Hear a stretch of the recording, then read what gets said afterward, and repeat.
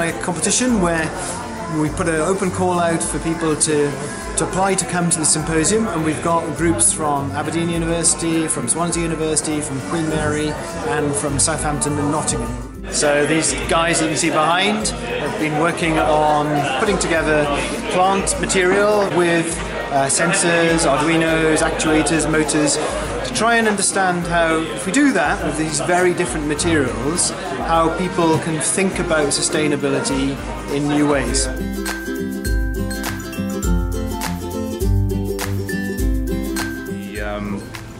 The projections and visualizations that we're going to have working off of our plant interface here are going to project something beautiful onto the bark of the trees. I'm just working on demonstrating that and playing with that at the moment, and then there's also other members of the team are working on the electronics, which are attaching different sensors to each one of these plants. So we're going to instrument the aloe vera according to when people touch it. This one's going to work with light, this one with sound, and this one, because of the nice size of the leaves, it's going to work with a gyro sensor, so it's more the kind of kinetic energy of moving these large leaves. Finalising our visualisation stuff, and then we're waiting to plug all the sensors into our plants, and we've got little signs to say what the plants do.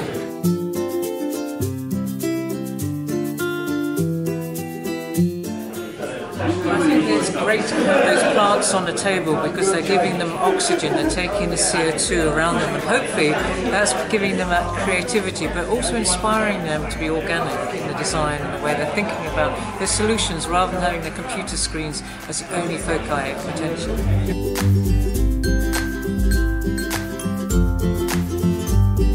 Good. So this is our plant pod we're working on over here.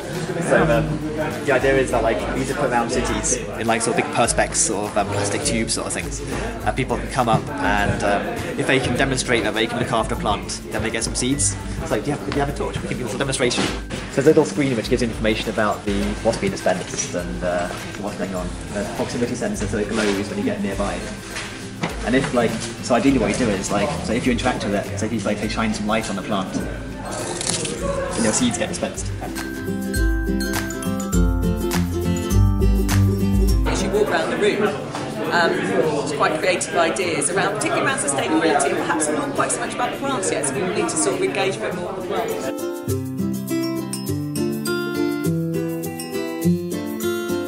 The idea, we're looking at how we can encourage different generations of families to share experiences around plants. One of our team members had the experience that his grandparents used to talk to him about gardening and take him to the garden a lot, but it wasn't a thing that was shared with his parents, so it was typically these 1 hour long interactions during the week, and he went home and didn't really get stuck into gardening. We'll try and look at how you can sustain that sort of relationship going forward with gardening and grow your own, how we can have different sort of modalities of a plant-based interface between generations that grows as a child grows or a family grows together. He stayed up all night, snipping and stitching and stitching and snipping, until by the morning he'd made a cloth-covered button. But not just any old cloth-covered button. This was the finest cloth-covered button in the whole world. Us as funders, it's quite interesting to see that interaction between just studying how it might work and the impact of what you need to do afterwards. That actually is quite evident already. It may not be stated in the way that they've done it, but I can see it happening in the way that this whole conference hackathon has been put together.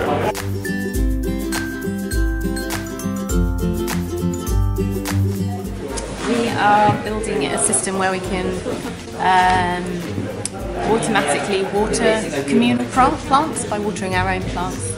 I'm just drawing a little illustration of someone watering their plant here, and it will automatically water a plant here. And likewise, if you water a plant here, you can water other people's plants for them, maybe while they're away, or if they've got lots of space and spare plants but you don't have enough room, so you can grow stuff at other people's houses, things like that. In making water tanks out of recycled materials, pen, little bamboo watering thing, and then hen lids. And this will sit in a pot and is triggered when our water sensor, which is just these little capacitor kind of sensor, when they get wet, it will trigger the water from this. It's been amazing. I really didn't know what to expect when I came in, and I really see so much of enthusiasm flowing out, people with lots of new ideas and trying things out.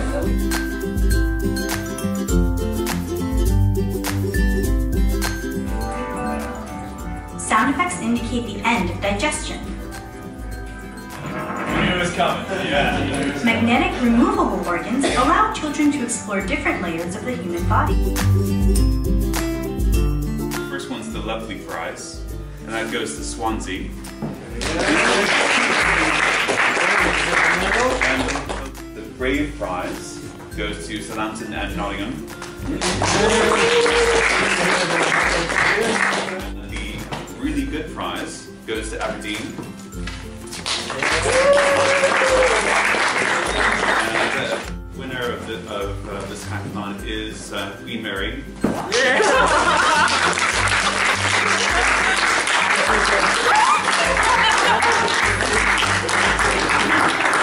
One of the outcomes of this event is to inspire people who are watching this video to use the sorts of ready-at-hand kits that you can get to connect physical world with digital interactions, so that your local community, your family, your kids can start thinking about how to produce sustainable living through fascinating, interesting physical digital prototyping.